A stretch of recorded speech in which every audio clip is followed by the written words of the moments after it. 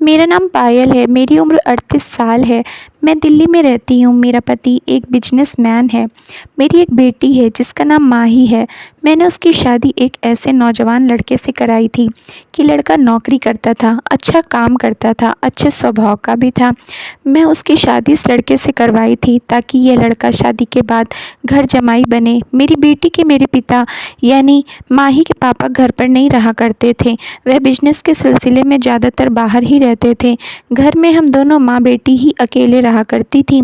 मैं सरकारी स्कूल की टीचर हूँ और मेरी बेटी एक कंपनी में जॉब करती है। मुझे मेरी बेटी के लिए एक ऐसा लड़का चाहिए था जो मेरी बेटी के साथ मेरे घर पर ही रहे, घर जमाई बनकर रहे। क्योंकि मेरी एक ही बेटी थी, इसलिए मैं नहीं चाहती थी कि वह भी अपने ससुराल में जाकर रहने लगे। जब मैं अपनी बेटी का रिश्ता ढूंढ रही थी तो मुझे किसी ने बताया कि एक लड़का मेरी नज़र में है, बहुत अच्छा खासा कमाता है और अच्छी नौकरी भी करता है, दिखने में भी बहुत अच्छा है और अकेला ही रहता है। उस लड़के का कोई भी नहीं था। मुझे अच्छा लगा, इससे बढ़िया और कुछ भी नहीं हो सकता था। जिसका परिवार ही नहीं है वह आराम से हमारे घर पर मेरी बेटी के साथ रह सकता है। मैंने बिना छानबीन किए मेरी बेटी माही और उस लड़के की शादी करवा दी। मेरे दामाद का नाम अभिषेक था। उसकी उम्र लगभग 29 साल की है। शादी के बाद मेरी बेटी अपने पति अभिषेक के साथ बहुत खुश थी।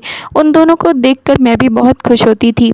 मैं स्कूल में पढ़ाती थी। शाम को जब घर आती थी तो मेरी बेटी और दामाद जी दोनों अपना अपना काम करके घर पर आ जाते थे। हम तीनों बहुत अच्छे से रह रहे थे।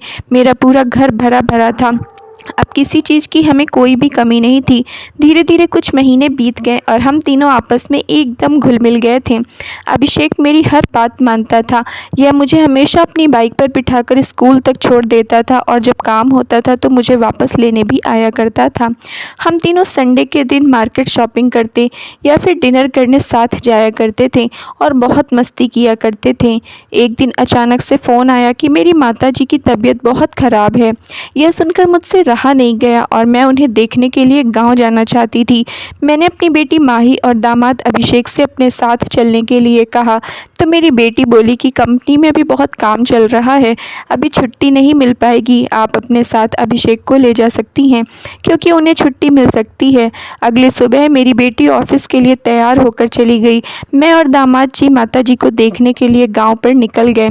हम दोनों बस स्टेशन में थे और गाँव जाने वाली एक ही बस थी। हम लोग बस स्टेशन पर इंतज़ार कर रहे थे। बस में बहुत ही भीड़ थी। अब गांव के लिए एक ही बस जाती थी तो कैसे भी करके मजबूरन हमें उस बस में चढ़ना ही पड़ा।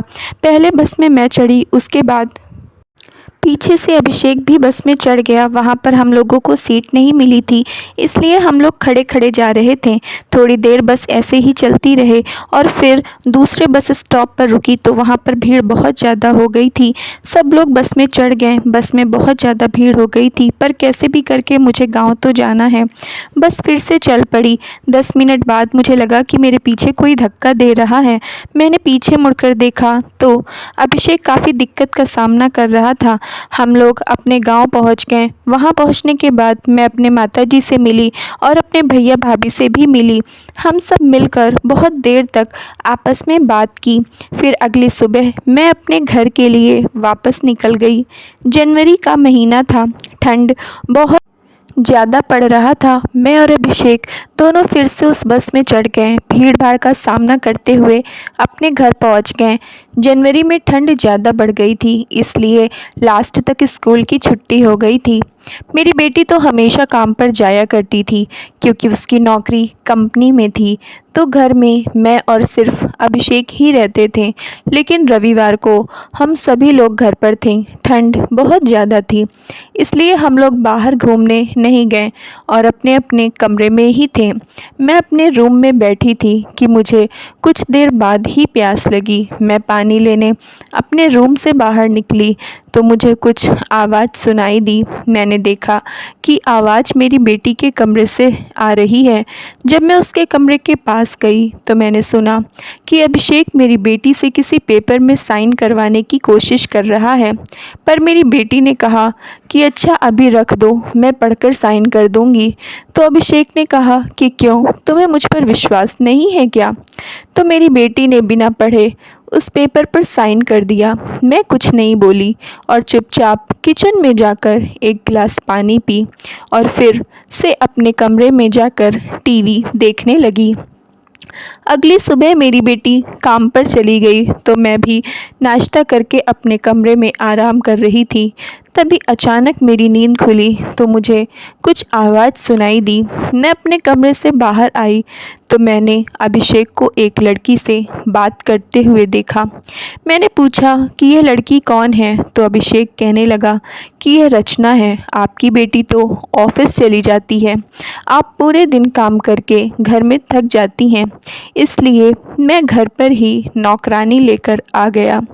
पर मैंने कहा, बेटा इसकी ज़रूरत नहीं है, मैं तो घर पर बैठे बैठे बोर हो जाऊंगी अगर मैं कुछ करूंगी नहीं तो, क्योंकि स्कूल की भी छुट्टियां चल रही हैं। तभी अभिषेक ने कहा, जैसा आप कहें, और बस लड़की को जाने के लिए कह दिया और अभिषेक उसके हाथों में कुछ कागज़ पकड़ाकर उसे वहाँ से भेज देता है। मैं उस लड़की को रोकी और उससे बोली कि दिखाओ यह कैसे कागज़ हैं। फिर वह लड़की वहाँ से भागने लगी। मैंने कहा, रुको, नहीं तो मैं पुलिस को फ़ोन कर दूंगी। वह डर गई और डर के मारे उसने सारी सच्चाई बता दी। उसने कहा कि मैं अभिषेक की पत्नी हूँ और आपकी लड़की से अभिषेक ने सिर्फ पैसे के लिए शादी की थी और उसने इस घर की प्रॉपर्टी पर आपकी लड़की के साइन करवा लिए हैं।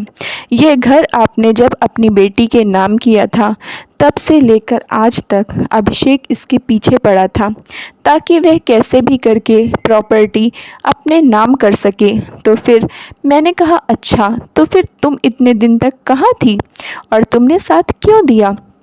इधर मैं उस लड़की से बातें कर रही थी कि अभिषेक पता नहीं कब भाग गया। मैंने तुरंत पुलिस को फ़ोन किया लेकिन अभिषेक नहीं पकड़ा गया और उस लड़की यानी अभिषेक की पत्नी को 2 दिन तक जेल में भी रखा कि शायद कहीं वह उसको बचाने के लिए आए, लेकिन वह उसे बचाने तक नहीं आया। इतना खुदगर्ज लड़का मैं अपनी ज़िंदगी में पहली बार देख रही थी। मेरी बेटी ने कहा कि माँ, इसमें इस लड़की की कोई गलती नहीं है और जिसकी गलती है वह तो पता नहीं कहाँ भाग गया है। तो फिर सज़ा हम इस लड़की को क्यों दे रहे हैं? मैंने भी सोचा कि हाँ, मेरी बेटी सही बोल रही है। हमने उस लड़की को जेल से रिहा करवा दिया। दोस्तों, यह छोटी सी कहानी से हमें यह सीख मिलती है कि आप बिना जाने पहचाने किसी पर विश्वास ना करें। थैंक यू फ्रेंड्स, उम्मीद करती हूँ आप लोगों को कहानी पसंद आई होगी। तो प्लीज़ जल्दी से लाइक कर दीजिए, चैनल पर नए हैं तो सब्सक्राइब कर लीजिए और अपनी राय हमें कमेंट बॉक्स में ज़रूर दीजिए। बाय, मिलते हैं नेक्स्ट मज़ेदार और सस्पेंसिव स्टोरी में।